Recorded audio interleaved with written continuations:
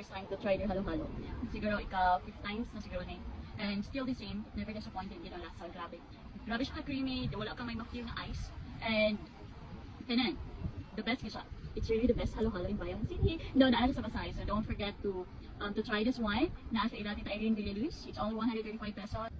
And they also have mais con hielo. So this is my first time to try their mais con hielo. Creamy look, oh.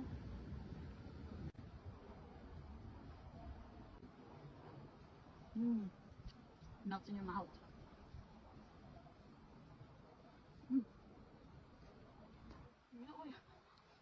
This one, napali siya gyapon sa Ilati